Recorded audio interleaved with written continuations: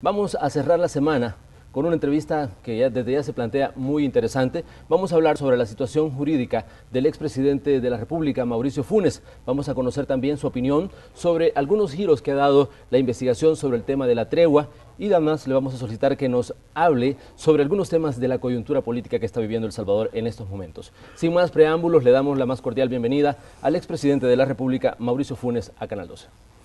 Buenos días. Es un gusto estar acá contigo y un saludo a tu audiencia. Expresidente, comencemos hablando sobre su situación jurídica. Lo último que salió a la luz pública fue unas prevenciones que había hecho una Cámara, pero bueno, ¿quién mejor puede hablar de esta situación que su persona?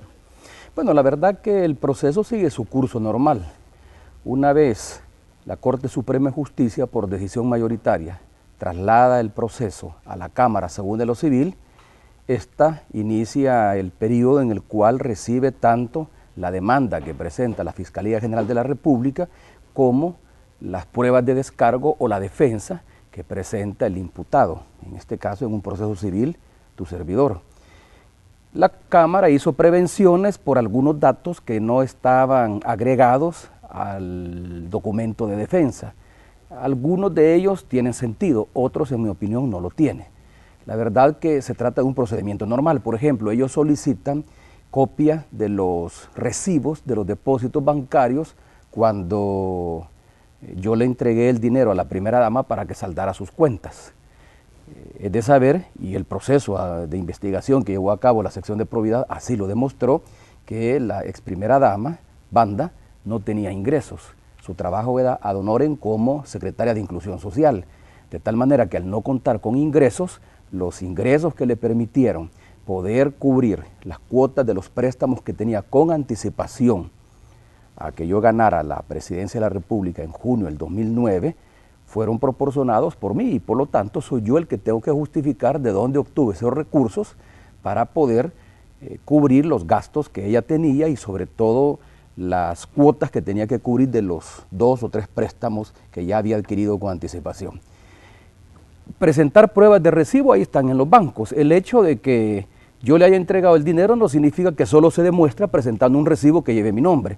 Cualquier persona en este país, y no solo un expresidente de la República, o cuando yo era presidente en ejercicio, por lo general mandamos a otra persona a pagar nuestras cuentas.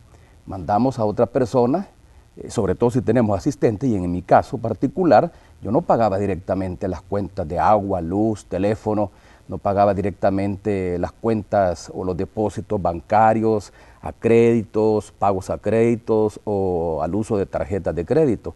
Se manda a otra persona y es esa persona la que deja su documento único de identidad, su número, y es la que hace el depósito. El que sea otra persona la que haga el depósito no significa que esa persona sea la que haya pagado o haya cancelado una cuota determinada. En todo caso, la Cámara mandó a solicitar esa información porque fue un requerimiento de la Fiscalía, algunos testigos, sobre todo porque uno de los documentos que yo presenté, que demuestra que el origen de mis fondos no proviene de partidas presupuestarias del Estado y por lo tanto es un origen lícito, uno de los documentos que presenté son sobrantes de donativos de campaña que recibí siendo candidato.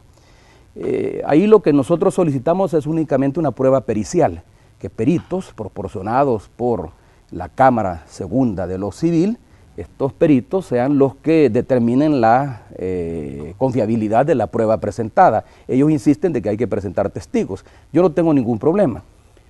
Todos aquellos que trabajaron en mi campaña, y no solo me refiero al FMLN, también al movimiento Amigos de Mauricio, que fue un movimiento con una gran extensión territorial y que llegamos a fundar cerca de 180 casas, tanto a nivel nacional como fuera del país, especialmente en las principales ciudades donde residen los salvadoreños en el exterior, en los Estados Unidos. Todos ellos se dieron cuenta que yo recibía donativos en efectivo o en cheques desde $1 hasta 20, 30, 40 o 50 mil dólares.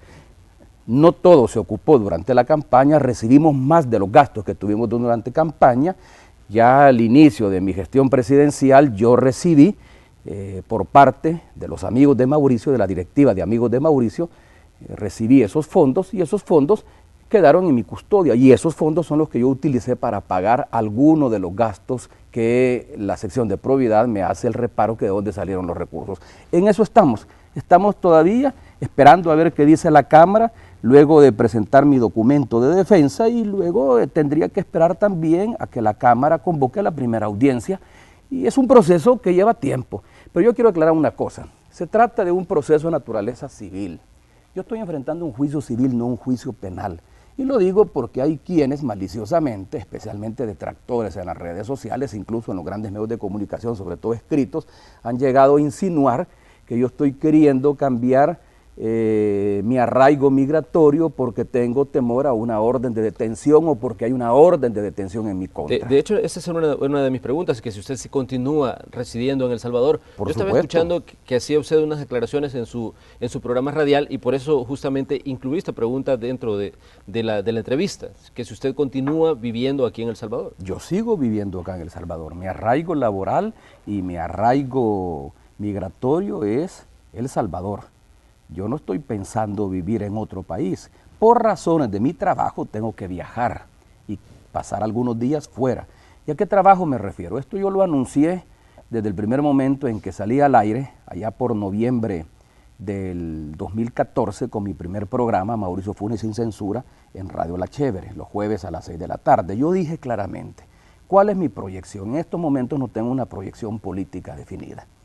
En estos momentos yo he decidido volver a mi antiguo oficio, el que me desempeñé durante más de 20 años. Solo que en mi condición de productor de programas de opinión. Tengo un programa de opinión. Para ello creé una consultora que es mía. Únicamente solo tengo un socio, que es mi hijo mayor, que se dedica también a la producción audiovisual, que tiene un 1% de las acciones, el 99% restante es mío. Es una consultora que se llama Más Media Consultores, y con ella ofrezco servicios de asesoría a medios de comunicación, como también en marketing político. Esa es la proyección profesional que estoy construyendo. De tal manera que he entrado en negociación en Nicaragua con medios de comunicación, he entrado en contacto para ofrecer mis servicios de asesoría comunicacional. Puedo ofrecer también servicios de marketing político. El calendario electoral de Centroamérica es muy activo por la fragmentación de sus elecciones. Bueno, solo aquí en El Salvador vamos a elecciones ya en el 2018. Exactamente. Y en el 2019. En Honduras entiendo que los partidos se preparan para las elecciones primarias con el propósito de definir su candidato presidencial para elecciones que tendrán dentro de 2 años. En Nicaragua van a elecciones ya el 6 de noviembre del 2019. Por lo tanto, yo puedo ofrecer mis servicios, mis conocimientos adquiridos durante mi ejercicio como candidato y luego como presidente de la República de asesoría política. Y son esos servicios los que estoy ofreciendo. Eso me obliga a estar viajando. Por eso es que estoy saliendo. Salgo, estoy unos 3 días afuera del país y luego regreso. De hecho, un medio de comunicación, colega de ustedes, publicó en su cuenta Twitter una noticia infundada que fue la que generó esa especulación. A raíz de una pregunta que le hicieron al ministro de Justicia y Seguridad, a Mauricio Landaverde, si era cierto que existía una orden de detención en mi contra y que por lo tanto yo estaba fuera del país evadiendo esa orden de detención. Él con claridad les dijo, no existe ninguna orden de detención. El expresidente Funes, como cualquier otro ciudadano, no tiene ninguna restricción de carácter migratorio ni laboral y por lo tanto puede moverse por el país sin ningún problema y fuera del país igual. Entonces, esa es mi situación en estos momentos. No hay tal orden de detención. Es un proceso de naturaleza civil. No se ha incoado un juicio penal. Y el proceso civil lleva su tiempo. Mis abogados han dicho que puede demorar de 8 meses o incluso hasta 2 años. Hay un problema en la concepción del juicio civil por enriquecimiento ilícito. Y es que, como es un juicio que se inicia a partir de una ley de 1959, que respondía a un ordenamiento constitucional diferente al que nace en 1983, es una ley que deposita la carga de la prueba en el imputado y no en el que acusa, violando la presunción de inocencia. Por precepto constitucional desde 1983, todo ciudadano a quien se le incrimine un delito es inocente hasta que no se pruebe lo contrario en un proceso judicial en base a nuestras leyes.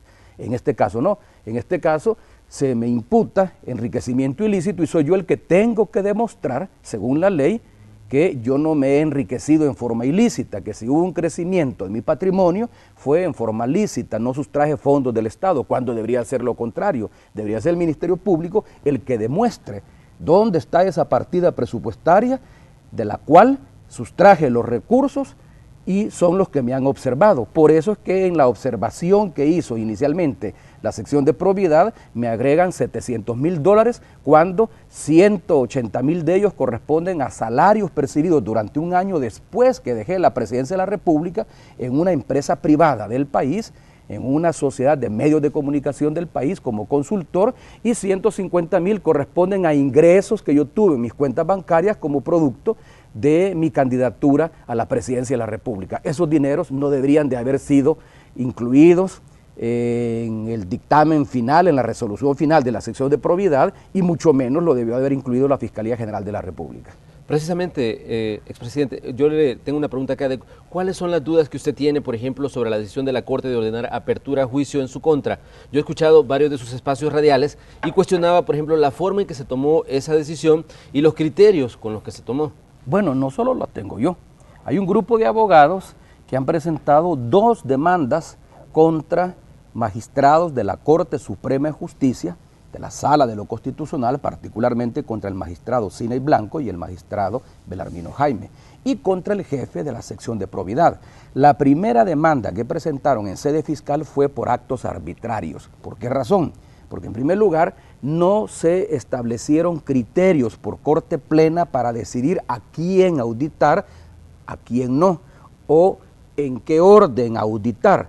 Tanto así que al final resulta que las investigaciones patrimoniales han comenzado con aquellos exfuncionarios que todavía tenemos varios años para que prescribe el delito de enriquecimiento ilícito. De acuerdo a las leyes penales, el enriquecimiento ilícito prescribe a los 10 años de haber terminado la función en mi caso, como presidente de la República. Eso aplica para todos los funcionarios que entran en la ley de enriquecimiento ilícito de 1959. Cabe hacerse la pregunta, ¿por qué comenzar con el expresidente Funes, que apenas tenía, cuando se abrió el proceso, menos de 2 años de haber salido de la presidencia de la República y por lo tanto quedaban 8 años para incoarme algún delito, en este caso el de enriquecimiento ilícito, y no haberlo hecho, por ejemplo, con los funcionarios, exfuncionarios del gobierno de la administración Flores, que el periodo en el cual prescribía el delito de enriquecimiento ilícito vencía el 1 de junio del 2014. Las atribuciones a la sección de probidad, Corte Plena se las restituyó en febrero o marzo del 2014. Si te recordarás, y eso ya es parte de la historia, en tiempo del presidente Agustín García Calderón, durante la administración del expresidente Saca, al inicio de la administración del expresidente Saca, la Corte le quitó la atribución a la sección de probidad de llevar a cabo auditorías patrimoniales. En ese momento el jefe de la sección de probidad, Pino Cáceres, solicitó información a los bancos de varios funcionarios, incluyendo al expresidente Flores, al ex vicepresidente Quintanilla Schmidt y a sus principales funcionarios. Ahí iba Juan José Dabú como secretario técnico y exministro de Hacienda, Mayo Brizuela como ministra de Relaciones Exteriores y otros. Miguel Lacayo como exministro de Economía. La Corte le dijo a la sección de probidad, usted no puede solicitar esa información, y prácticamente le amputó la facultad de llevar a cabo auditorías patrimoniales. Solo casi 10 años después se le restituyen estas atribuciones en el 2014 por esta Corte. ¿Por qué no iniciaron ahí las investigaciones patrimoniales? Siendo que quedaban todavía 4 meses para abrir un expediente en la sección de probidad para sobreaveriguar la manera como habían manejado los recursos y cómo se había comportado el patrimonio de exfuncionarios de la administración Flores. No lo quisieron hacer, lo vinieron a hacer ya cuando habían prescrito esos delitos. Actuaron en forma arbitraria. ¿Quiénes decidieron a quiénes investigar y a quiénes no? ¿No te llama la atención que todo parecería que el diputado López Cardosa, el exdirector del Seguro Social, el doctor Flores, este servidor como expresidente de la República y el expresidente Saca fuimos los chompipes de la fiesta?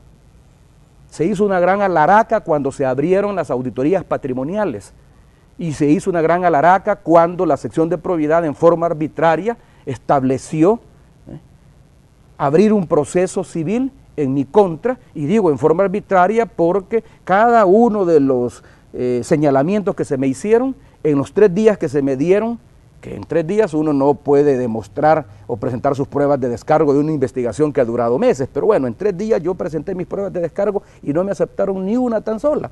No obstante, se me abrió el proceso, lo elevaron a Corte Plena y Corte Plena, por decisión de 9 contra 6 magistrados, decidieron llevar mi cámara mi caso a la Cámara de lo Civil. Bueno, el punto está, ¿y los demás casos? ¿Y las demás investigaciones? ¿No decían que estaban investigando a 30 exfuncionarios? ¿Y no te llama la atención que en la lista de los exfuncionarios no aparece ningún prominente dirigente de Arena? Hay alcaldes de Arena que llevan ya hasta 9 periodos y sin embargo no están siendo auditados. Hay alcaldes de Arena como el exalcalde de San Salvador, Norman Quijano, que fue diputado antes de ser alcalde y ahora es diputado. Y sin embargo no se le ha abierto un expediente. Hay funcionarios de la administración Flores o de la administración Saca, incluso a quien no le ha prescrito el delito de enriquecimiento ilícito, como la diputada Ana Vilma Escobar, que fue vicepresidenta de la República durante el periodo del presidente Saca. Si se le ha abierto una auditoría que ha llevado a juicio civil al expresidente Saca, ¿por qué no se le ha abierto una auditoría a Ana Vilma de Escobar, siendo que hay un aviso de investigación en la Fiscalía General de la República que presentó mi gobierno en enero del 2014 por el manejo que hizo ella del fideicomiso para la generación de empleo conocido como FECEPE? Y uno de los magistrados de la sala, creo que fue Cine Blanco, dijo que uno de los criterios que ellos tomaban en cuenta para abrir expedientes de investigación es que hubiese alguna denuncia. Ahí hay un aviso en la Fiscalía, que es una denuncia, y sin embargo no le han abierto expediente. A ningún exfuncionario de Arena, a ningún dirigente actual de Arena, notable, reconocido, y han dicho que la notoriedad es uno de los criterios para abrir investigación patrimoniales y no se le ha abierto a ninguno de ellos. Se ha solicitado por parte de ciudadanos la auditoría patrimonial de Belarmino Jaime, quien fue presidente de la Corte Suprema de Justicia durante 3 años y ya no lo es más, y no se ha dicho ni se ha respondido absolutamente nada. Se ha solicitado la investigación patrimonial de Ana Vilma de Escobar, de Quintanilla Smith, 2 ex vicepresidentes, y no se ha dicho absolutamente nada. Solo se ha abierto expediente, porque ya lo anunció la sala, del actual ex vicepresidente, o sea, de este gobierno, sin que haya terminado su cargo, y del actual presidente cuando fue vicepresidente durante mi periodo.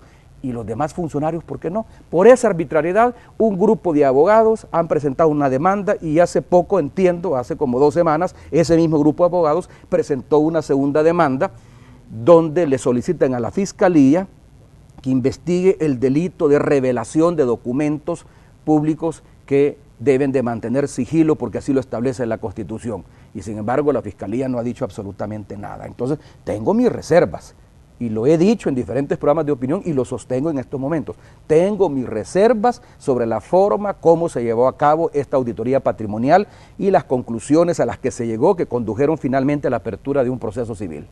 En determinado momento, expresidente, usted habló de persecución política. ¿Continúa sintiéndose perseguido político? Aquí está pasando lo mismo que pasa en Brasil, salvadas las diferencias.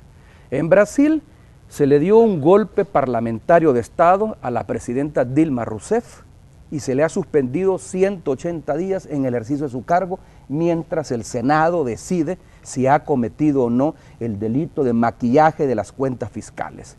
La misma presidenta Rousseff lo ha dicho, este es un procedimiento habitual en Brasil que lo han utilizado los presidentes anteriores, tanto el presidente Lula de su partido político, el PT, como los expresidentes de partidos de derecha, de partidos anteriores, del PMDB y de otros que estuvieron en el poder.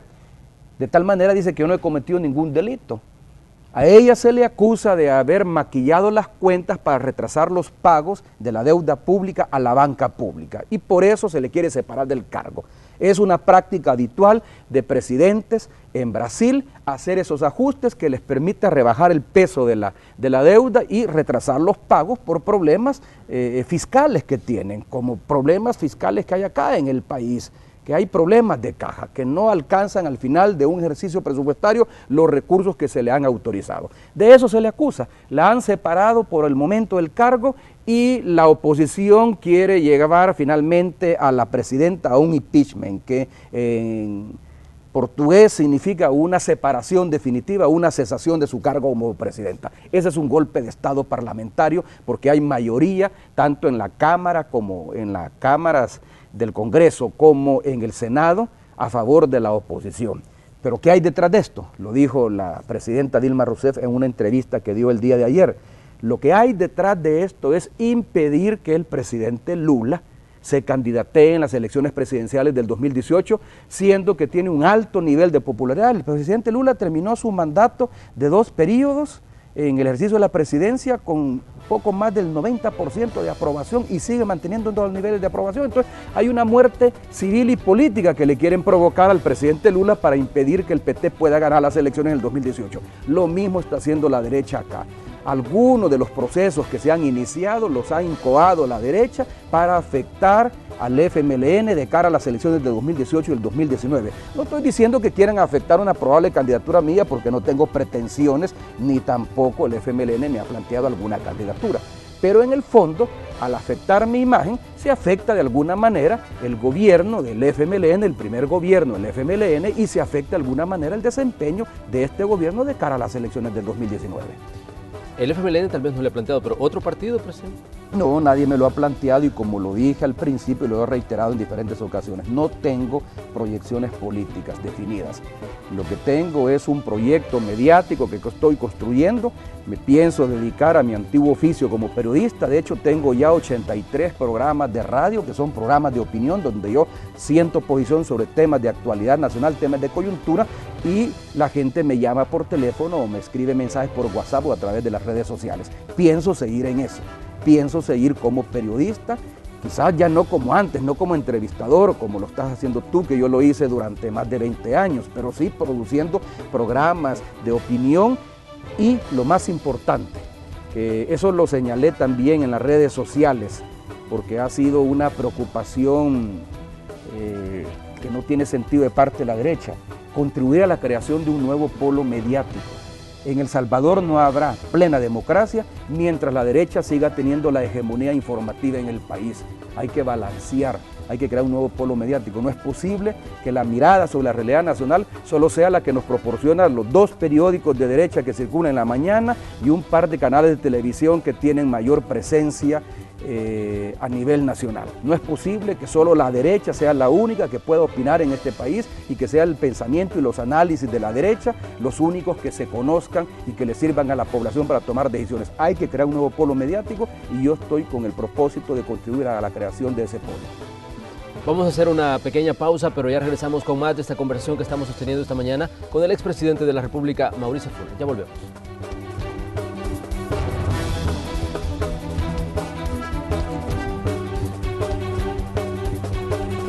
No todas las gasolinas son iguales.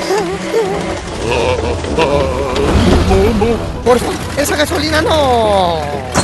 Los que sí saben de combustibles huyen de la mala calidad.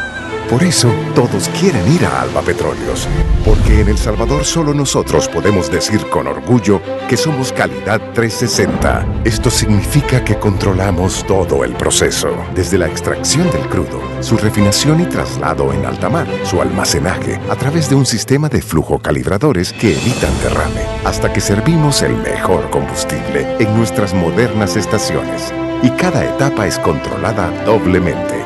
Esto es Calidad 360, algo exclusivo de Alba Petróleos que nos permite ofrecer solo lo mejor. Por eso, los que sí saben de combustible no aceptan otro. Alba Petróleos, siempre una cerca de ti. 10 años dando lo mejor. Mr. Donut te trae el delicioso Festival del Croa Sandwich, con sus exquisitas variedades. Lomito canadiense, pollo encebollado, 3 quesos, pollo en salsa, roast beef, steak encebollado, pollo chipotle. Disfrútalos en sus 10 deliciosos sabores desde $3.15. Mr. Donut, la gran variedad.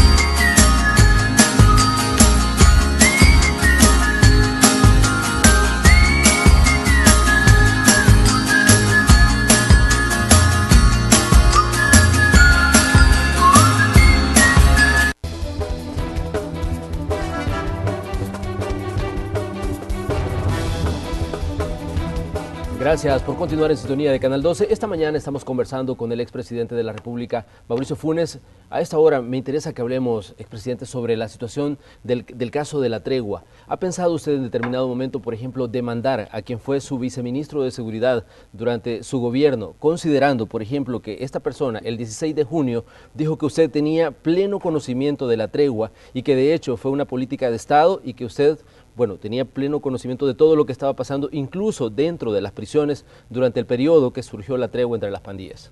Yo no gasto pólvora en sopilotes. Y Douglas Moreno ha llegado a los medios de comunicación a decir cosas que no son y actuar en forma irresponsable. ¿Y por qué digo en forma irresponsable? En primer lugar, él afirmó, no sé si acá en este espacio o en espacios de medios colegas, que a él se le había destituido porque él no creía en la tregua, no creía en lo que se estaba haciendo como resultado de la tregua que pactaron las dos más importantes y grandes pandillas del país, la MS y la 18, y que por eso se le separó de su cargo. No es cierto. A él se le quitó de su cargo por una agresión física en contra de quien era su compañera de vida, en contra de su esposa, que en ese momento se desempeñaba como periodista, entiendo que de otro canal de televisión. La golpeó, la maltrató y la muchacha le fue a poner una denuncia en un tribunal de Santa Tecla. Yo no podría tener en mi equipo de trabajo a una persona que estaba siendo procesado por violencia intrafamiliar, por violencia contra la mujer. Por eso se le separó del cargo, no porque no hayamos confiado en él o porque haya sido un funcionario que estaba en contra de las políticas públicas que estaban implementando desde el Gabinete de Seguridad. Primera cosa donde él mintió. No se vale venir a la televisión y decir cosas que no son, decir que se le destituyó porque él estaba en contra de la tregua y entonces por esa razón, porque había diferencia de criterios conmigo o con el entonces ministro de Seguridad Pública, el general David Munguía Payés, por eso fue que se le separó de su cargo. Se le separó de su cargo porque tenía un proceso judicial, un proceso penal por violencia intrafamiliar, por haber maltratado y golpeado a quien era su compañera de vida en ese momento. Por eso se le separó. No sé cómo evolucionó el caso, si al final la muchacha retiró los cargos contra él. El hecho es que allá anda libre. Segundo, él dice que no tuvo conocimiento él de nada. Si él era el director de centros penales cuando inicia el proceso de tregua y luego después, a raíz de la renuncia que yo tuve con el nombramiento del general Munguía Payés como ministro de Seguridad, que si recordás, una sentencia de la Sala de lo Constitucional estableció que el nombramiento era inconstitucional y que por lo tanto tenía que ser removido del cargo. A raíz de eso, renuncia, a raíz del nombramiento del general Munguía Payés, renuncia quien era mi viceministro de Seguridad, porque estaba en contra del nombramiento de un exmilitar al frente de la seguridad pública. También nombré al general Francisco Salinas como director de la Policía Nacional Civil y estaba en contra de esa decisión. Él viene y sube como director de penales, sube a viceministro de Seguridad Pública y se encarga de las políticas de prevención. Y al encargarse de las políticas de prevención, necesariamente él toma contacto con el proceso de tregua. Y no porque se trate de una política pública. La tregua no nació en el despacho del ministro y mucho menos en el despacho del presidente de la República.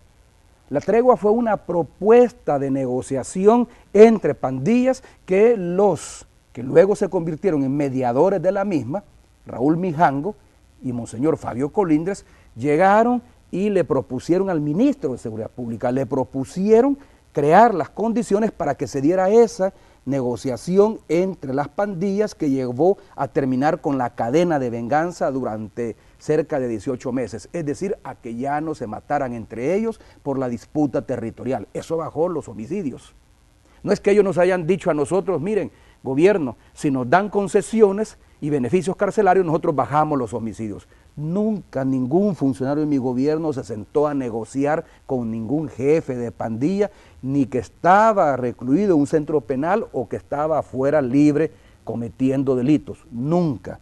En mi gobierno ningún funcionario hizo lo que hizo el alcalde de Ilopango y Ernesto Mason, de sentarse a negociar y pactar compromisos con las pandillas, con cabecillas de pandillas, en el periodo entre la primera y la segunda vuelta. Ningún funcionario de mi gobierno se sentó a hacer eso. El ministro de Defensa no fue quien diseñó la tregua. Por supuesto que a raíz de esa decisión que toman las pandillas, el gobierno decide crear las condiciones que faciliten ese entendimiento en la medida que estaba produciendo una reducción sensible de homicidios.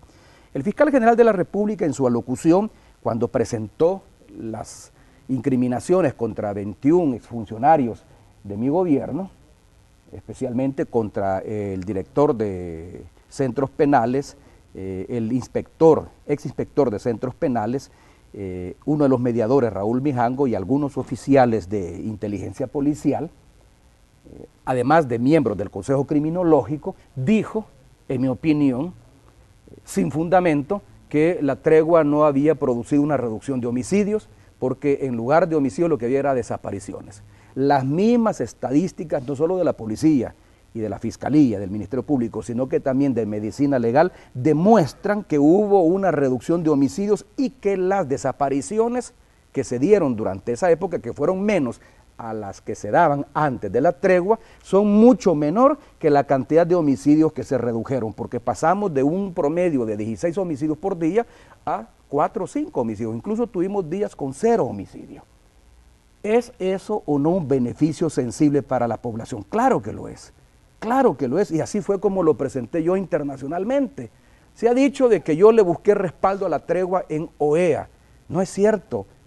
El documento que firmó el ministro de Defensa es un documento de respaldo de la OEA al proceso de pacificación derivado de la tregua, no a la tregua en sí misma, y mucho menos busqué respaldo de la OEA o financiamiento de la OEA a las pandillas, como maliciosamente lo han dicho algunos medios de comunicación escritos, sobre todo el Diario de Hoy, que hasta lo publicó en titulares. El documento que se firmó con el secretario general de la OEA en ese entonces, José Miguel Insulza, era un documento de apoyo de un organismo internacional que no se va a cuestionar, que va a cometer una ilegalidad como es la OEA, para el proceso de pacificación que se derivó de la tregua y que impulsamos a partir de esa tregua que se dio en llamar ese proceso municipios libres de violencia. Esa sí fue una política pública. Está equivocado Douglas Moreno, y él sabe que está mintiendo, está equivocado. La tregua nunca fue una política pública, la tregua fue pactada entre las pandillas y el gobierno solo creó las condiciones para que ésta produjera los resultados que produjo, que era la reducción de homicidios y de extorsiones. Lo que sí fue una política pública es el proceso de pacificación de municipios con énfasis en la prevención, donde tomamos la decisión de asignar presupuesto a esos municipios para obra social, para programas sociales que abriera oportunidades a jóvenes de alto riesgo, como ocurre hoy con el programa Ninis que ha anunciado el presidente de la República. Yo no sé cuál es el temor frente a ese programa y por qué se habla de despilfarro. Es un programa similar al PATI que tuve yo en mi gobierno, al programa de apoyo temporal al ingreso, solo que ahí se incluía como beneficiarios a madres solteras. Lo que estábamos haciendo nosotros era eso, lo que está pretendiendo hacer ahora el gobierno, beneficiar a 15,000 jóvenes con un subsidio mensual durante un año, con un taller de formación, con acceso a un taller de formación y a un empleo, justamente para crear oportunidades de trabajo y de educación a jóvenes que viven en situación de riesgo y que si no tienen esas oportunidades creadas por el Estado u ofrecidas por el Estado, sencillamente o se van del país o se meten al mundo criminal de las pandillas. Eso es lo que hicimos, esa es la política pública. ¿La Fiscalía va a criminalizar esa política pública? ¿En qué país estamos, pues?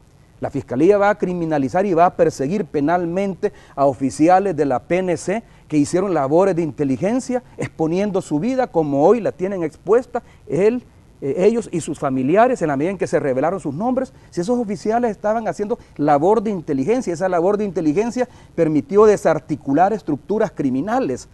Por lo tanto, tenían que usar recursos de la policía. No usaron recursos de afuera, usaron recursos de la policía. Necesitaban viáticos, necesitaban vehículos para transportarse, autorizaciones para entrar a los penales, reunirse con los pandilleros, obtener información clasificada de inteligencia que le permitió a la policía realizar detenciones, desarticular clicas, dar golpes certeros a las estructuras criminales que tenían las pandillas en esos momentos. Y viene la Fiscalía y los criminaliza. Entonces, ¿cuál es mi opinión? Se está criminalizando una política pública, no la tregua, se está criminalizando, ¿verdad?, las decisiones que se tomaron en ese momento para bajar los niveles de violencia en el país. ¿Qué decisión tomó mi gobierno en ese momento?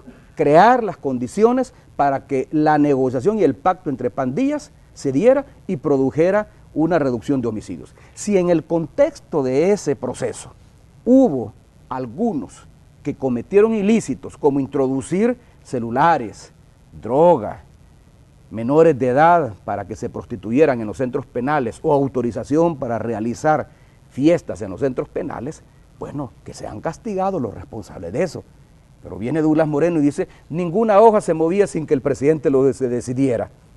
Eso no es cierto, pero en todo caso, yo no decidí que entraran droga o que ingresaran ilícitos, que ingresaran celulares, cargadores y chip a los centros penales. Yo no lo autoricé, no está en mi jurisdicción. Para eso hay un director de penales, para eso hay un inspector en penales, para eso hay un director de centros penales, para eso hay un viceministro de seguridad como fue Douglas Meléndez, que controla al director de centros penales. Entonces, si él considera que se cometieron ilícitos y si él considera que el presidente tenía conocimiento de esos ilícitos, con mucha más razón los tenía él, que fue funcionario de menor nivel y que en su jurisdicción como viceministro de Seguridad Pública y exdirector de centros penales tenía más contacto él con pandilleros, con reos, que lo que pude haber tenido yo.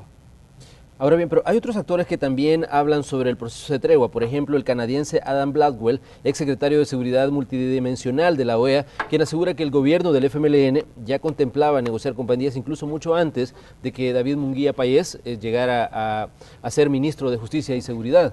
El gobierno nunca contempló, mi gobierno nunca contempló una negociación con pandillas.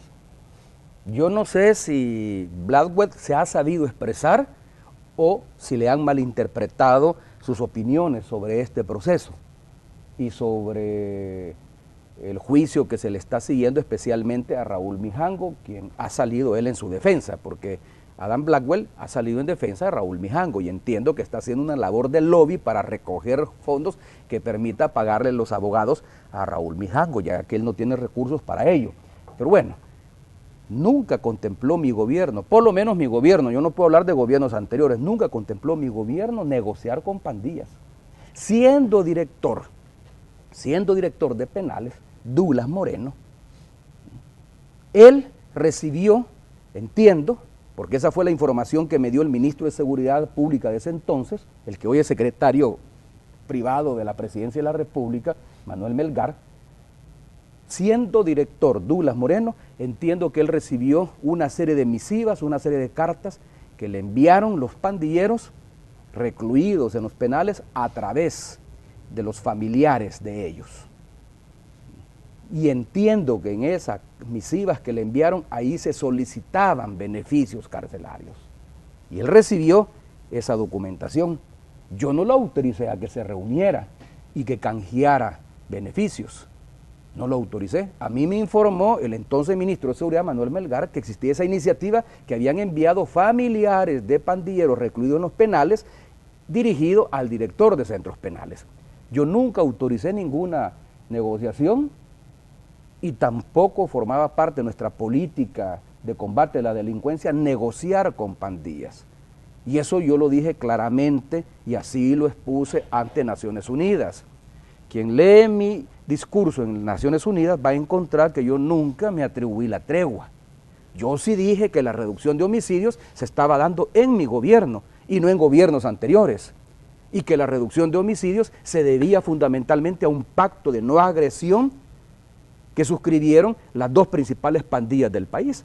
Así lo expuse no solo ante Naciones Unidas, así lo expuse en diferentes foros que organizó la OEA, incluso en la Cumbre Iberoamericana, en la Cumbre de las Américas, que se celebró en Cartagena de Indias, frente a un auditorio integrado por cerca de 1000 empresarios o un poco menos de 1000 empresarios del mundo que habían llegado a la Cumbre de las Américas para buscar justamente nichos de inversión.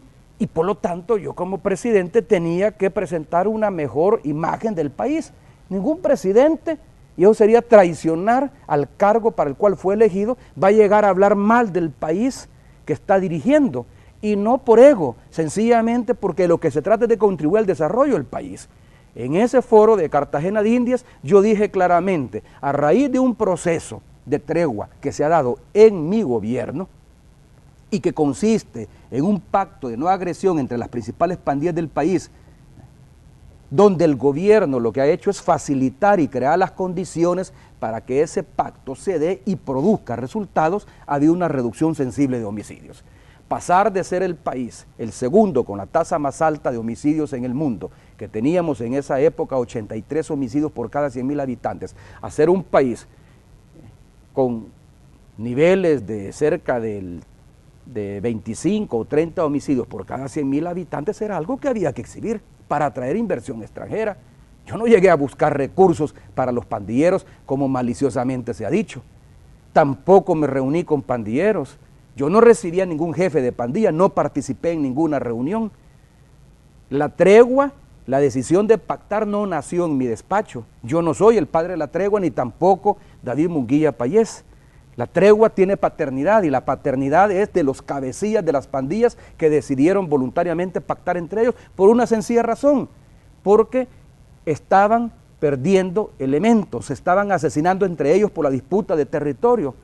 Ese es un proceso que ya se hizo en otras ciudades del mundo, por ejemplo en Los Ángeles. Allá en Los Ángeles también, que hay pandillas, en la época de mayores niveles de violencia, las pandillas llegaron a pactar entre ellas no agredirse. Y al final la alcaldía favoreció ese proceso porque se produjeron resultados tangibles. ¿Es o no es un beneficio para el país el que los homicidios hayan bajado? El que se haya dejado de agredir a motoristas del transporte público de pasajeros, a cobradores, a servidores públicos como son los policías y los soldados, a maestros, a las mujeres, porque renunciaron a seguir cometiendo feminicidios, a seguir agrediendo a jóvenes o reclutando jóvenes en los colegios y en las escuelas y por lo tanto creando un ambiente de hostilidad y de zozobra alrededor de las escuelas. Claro que eso provocó beneficios para el país, por supuesto que sí. Al final el proceso fracasó, porque fue bloqueado y boicoteado desde diferentes ámbitos, sobre todo por parte de la derecha. Y entonces el proceso al final fracasó. ¿Y qué pasó? Comenzaron a subir los homicidios nuevamente, hasta llegar a las cifras exorbitantes que tuvimos en este primer trimestre, donde se cometían en el país 20, 21, 25 asesinatos por día. Entonces, eso es lo que pasó. ¿Eso se va a criminalizar? Me parece que estamos en el mundo al revés. Hay dos fases de la investigación de la tregua en sí. Una que comenzó Luis Martínez cuando él era fiscal y una que ahora, bueno, ha retomado el fiscal Douglas Meléndez. Él ha dicho que existe la posibilidad de volver a llamar, por ejemplo, a todos los testigos y a todos los que estuvieron, digamos, inmersos de alguna forma en este proceso. ¿Qué piensa usted de esta decisión, por ejemplo, que se retome la investigación y que incluso se vuelva a llamar a quienes hayan participado o a los mismos testigos que declararon ya una vez? Eso es cierto. La investigación no comenzó con este fiscal.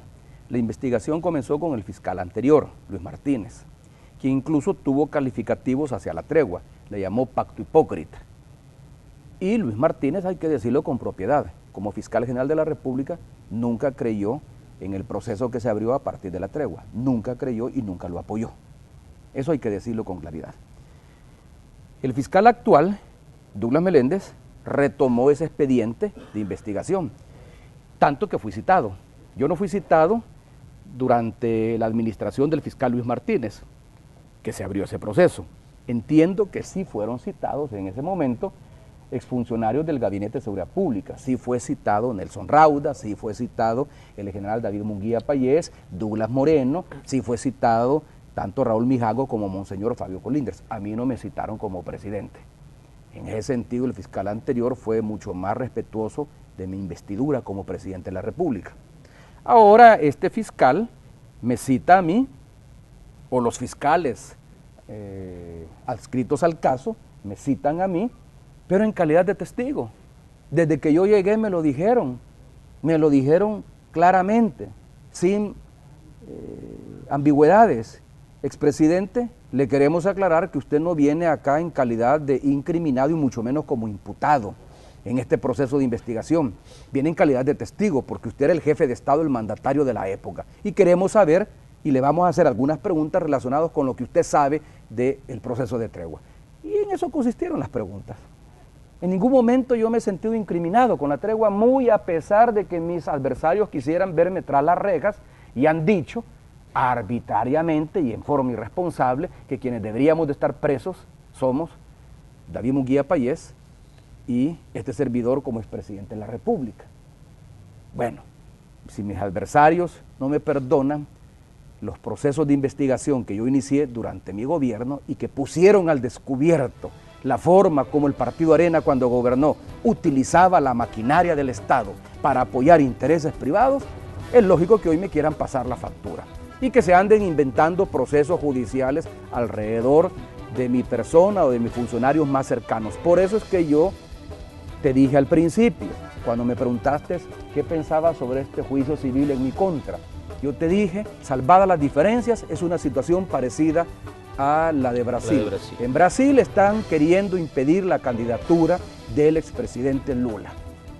No están queriendo separar de su cargo a Dilma únicamente. No la están queriendo separar únicamente. Lo que están queriendo es manchar la imagen de quien puede ser un candidato difícil de vencer en las elecciones presidenciales del 2018, como es el presidente Lula. Lo mismo están haciendo acá. Están queriendo afectar mi imagen, la de mi gobierno, en la medida en que yo fui el presidente del primer gobierno del FMLN. Y ahora estamos en un segundo gobierno que tiene características diferentes, así es, pero por último es el FMLN el partido que me llevó a mí al poder en el 2009 y es el FMLN el que ha llevado a Sánchez Serén, al presidente Sánchez Serén al poder en el 2014. Y entonces se está queriendo afectar la imagen, el desempeño, es toda una estrategia, yo no voy a hablar de una conspiración, pero es toda una estrategia de desgaste. Y para ello utilizan los instrumentos que tienen a su favor. Tienen el control de la Sala de lo Constitucional. La Sala de lo Constitucional bloquea el funcionamiento de la maquinaria del Estado. Ahí tiene parados los 900 millones que se aprobaron en una forma legítima porque contó con 56 votos los 900 millones en bonos. Ahí los tienen parados y con eso le están creando un problema de caja al gobierno. Ahí ellos recuerda que no tenía yo ni 6 meses de estar en el gobierno cuando declararon inconstitucional los movimientos presupuestarios que el presidente de la República podía hacer para reforzar presupuestos sin pasar por la Asamblea Legislativa. ¿Con qué propósito? Con el propósito de frenar la maquinaria del Estado, trabar las carretas al gobierno. Eso es lo que quieren, trabarle las carretas a este gobierno. Cuestionan en forma anticipada una serie de decisiones que se están tomando que sería bueno que hablemos, particularmente no solo del programa Nini, sino que también de la propuesta de incremento del 13% de la energía eléctrica, lo distorsionan con el propósito de afectar el desempeño electoral del FMLN para el 2018 y para el 2019.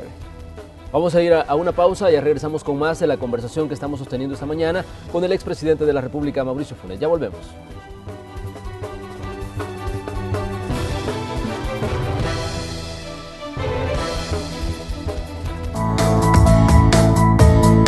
Yo empecé a averiguar con mi papá porque él me dio la idea, porque yo quería seguir estudiando. Con él venimos a la sede de Soyapango. Me dijeron que me iban a llamar para ver si quedaba entre los 200 elegidos que iban a entrar. Ansiosamente esperé y gracias a Dios quedé en el programa. Nos van enseñando el PODA, el SMART, cómo quitarnos la pena al hablar en público, qué hacer en una entrevista, qué no, el currículum, cómo debe ir redactado. Yo quería seguir estudiando y aquí se me dio la oportunidad y participé en lo de las becas. Ahora la tengo. Mis expectativas son una, terminar de estudiar, darle con todo con la beca, tener mi propia empresa, mi propia panadería, pastelería o restaurante, lo que Dios quiera. La verdad, los jóvenes lo que queremos hacer es seguir adelante. Porque tú nos inspiras a ser mejores salvadoreños, hoy te apoyamos con las mejores superofertas y los precios más bajos en los productos que más necesitas. Muslo pierna de pollo indio libra 1.49. Queso y salqueño San Julián 200 gramos 1.99. Yogur líquido Yes 750 gramos 1.50. Filete de pechuga de pollo americano libra 2.75. Super Selectos.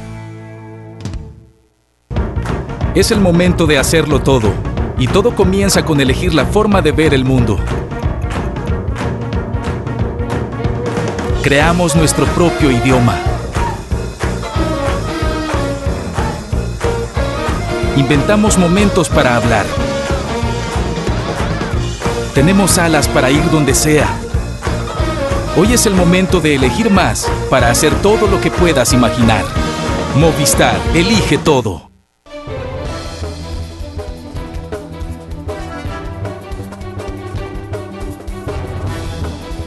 Gracias por continuar en sintonía de Canal 12. Esta mañana estamos conversando con el expresidente de la República, Mauricio Funes. Estamos hablando de temas como, por ejemplo, su situación jurídica, y hablamos también sobre el tema tregua. Y hoy queremos hablar de algunos temas que están dominando la agenda informativa. ¿Cómo ve usted, por ejemplo, lo que está pasando con las alcaldías, los casos, por ejemplo, de Apopa y Zacatecoluca?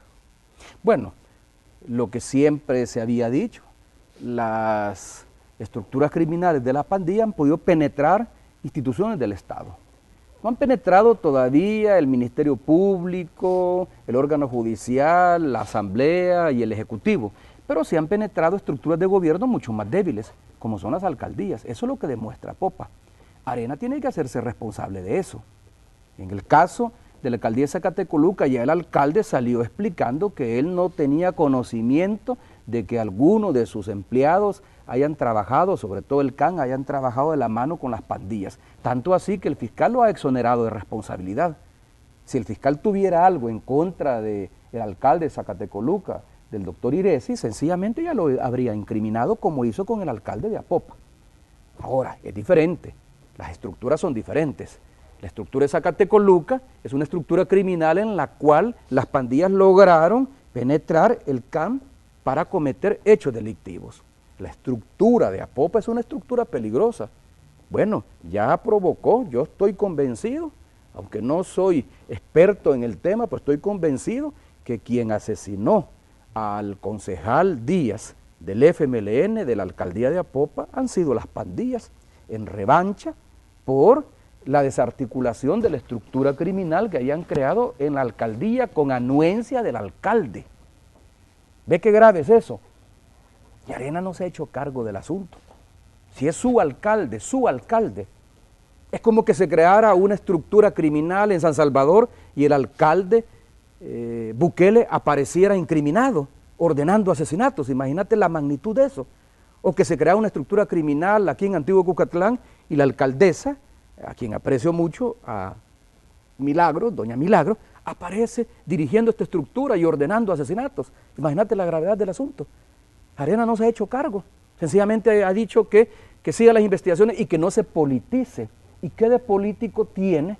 ¿Qué de político tiene? En todo caso, si se politiza, es la Fiscalía la que lo está politizando. ¿Qué de político tiene el que se haya descubierto luego de un proceso de investigación profesional que hizo inteligencia policial junto con la Fiscalía, el que el alcalde dirigía una estructura criminal en Apopa? Según las investigaciones, el alcalde, por lo menos, a menos que él se defienda y pruebe lo contrario, pero el alcalde ordenó asesinatos. Toleraba que miembros del CAN extorsionaran junto con los pandilleros a pequeños comerciantes del centro de Apopa. Toleró que otros empleados, incluso concejales de Arena, formaran parte de esta estructura. Entonces estamos hablando de la capacidad que han adquirido las pandillas de penetrar en la medida en que pueden obtener beneficios mutuos. ¿Ve esa otra diferencia? Porque se ha querido comparar lo de Apopa con la tregua, cuando son dos procesos completamente diferentes. La tregua no benefició a ningún funcionario de mi gobierno ordenaba que se cometieran delitos. Yo estoy plenamente convencido que ni el general Munguía Payés, ni el entonces viceministro de Seguridad, que fue Douglas Meléndez, o el director de penales, que fue Nelson Rauda, hayan ordenado crímenes. Por supuesto que lo van a tener que demostrar, especialmente Nelson, que está siendo incriminado en estos momentos. No han ordenado crímenes, no han autorizado ingreso de productos o de ilícitos a los centros penales. Alguien lo autorizó, hay que descubrir quién lo autorizó. Pues estoy seguro que no han sido los funcionarios que están siendo incriminados. Ahora bien, entre eso y lo que está ocurriendo en Apopa, de lo cual Arena tiene que dar explicaciones. Si es que es su alcalde, el alcalde que les hizo trabajo territorial, el alcalde que les juntó votos y que pidió votos en estas elecciones para que llegaran los diputados de San Salvador, para que llegara a la asamblea Margarita Escobar, Ana Vilma de Escobar, Norman Quijano, porque ese es el trabajo de los alcaldes cuando hay elecciones, son los que controlan el trabajo territorial. Yo recuerdo que en elecciones yo, de la mano con los alcaldes o con los candidatos de alcalde, recogíamos votos.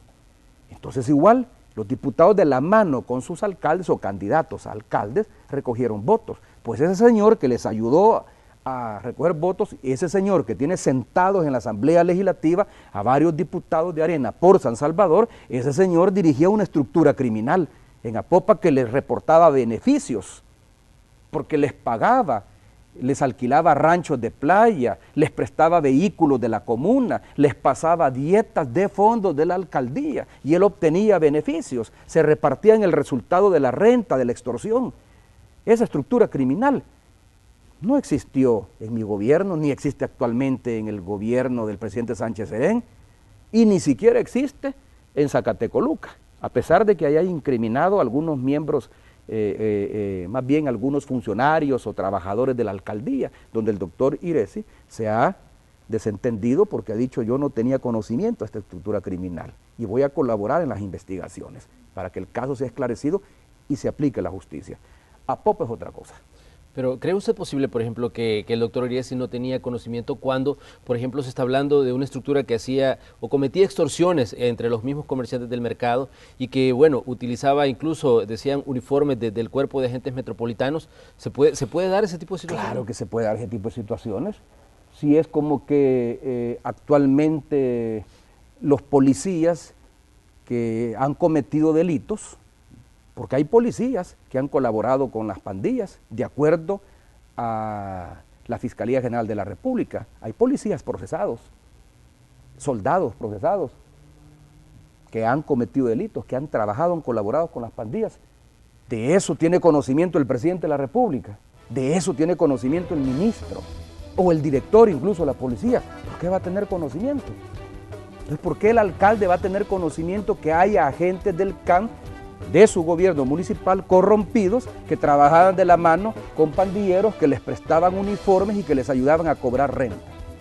Él tiene que sostenerlo, porque si es así, y yo no tengo por qué creer lo contrario, si es así, él no tiene nada que ver con esa estructura criminal y por lo tanto no tiene por qué ser incriminado. Lo mismo se podría decir, me podés preguntar tú, con el alcalde de Apopa. No, porque el alcalde de Apopa sí se le ha demostrado, no solo con declaraciones de testigos, sino que con pruebas fehacientes que ha presentado la policía y la fiscalía, sí se le ha demostrado que él ordenaba que se utilizaran los recursos de la alcaldía para favorecer a las pandillas. Él ordenaba sacar fondos de la alcaldía, del presupuesto de la alcaldía, para entregárselo a los pandilleros. Él incluso ordenó, entiendo que ordenó 1 o 2 homicidios. Entiendo que así es. Es diferente, pues. Es diferente. En todo caso, que sean las investigaciones que establezca el nivel de responsabilidad que tienen ambos alcaldes. Hasta ahora, la misma Fiscalía ha dicho, no hemos encontrado ningún elemento que incrimine al alcalde Iresi. En el otro caso sí, en el otro caso lo han acusado de utilizar las pandillas para delinquir. Y esa estructura se creó con la anuencia del alcalde. El alcalde es de Arena. Yo no digo que Arena, por lo tanto, sabía y es responsable de eso, pero bueno, que se haga cargo de su alcalde. Todo partido político tiene que hacerse cargo de su funcionario. No en el sentido de decir, me hago cargo de ser el responsable de esos delitos cometidos, pero bueno, sí, háganse cargo del alcalde que escogieron, del alcalde que anduvieron exhibiendo, del alcalde que les recogió votos a los diputados que están en la Asamblea Legislativa. Entonces, que se dejen de hipocresías y de falsas apariencias. Si ellos tienen en su seno alcaldes como el alcalde de Ilopango, sale diciendo el alcalde de Ilopango, Salvador Ruano, que él trabajó con los pandilleros que el gobierno le presentó. El gobierno no le ha presentado ningún pandillero al alcalde Ruano, en todo caso se los ha presentado Douglas Moreno, que lo tiene como asesor de seguridad dentro de la alcaldía. Además, el gobierno no le consiguió la reunión que tuvieron en el 2014, cuando yo todavía era presidente de la República. Yo no les conseguí, ni ninguno de mis funcionarios les consiguió la reunión de Salvador Ruano y de Neto Mason con los principales cabecillas, tal como se ve en el video que hizo público el periódico digital El Faro. Esa la gestionaron ellos. ¿Cómo la gestionaron? Porque el alcalde de Ilopango tiene contacto con los jefes de pandillas que operan en Ilopango. Eso todo mundo lo sabe. Si eso es delito o no es delito, que lo establezca la Fiscalía. 7 de la mañana con 35 minutos. Agradecemos al expresidente Funes por haber tomado parte de su tiempo para venir a conversar con nosotros. Gracias por este espacio. Bueno, gracias a ti por la invitación y un saludo nuevamente a tu público.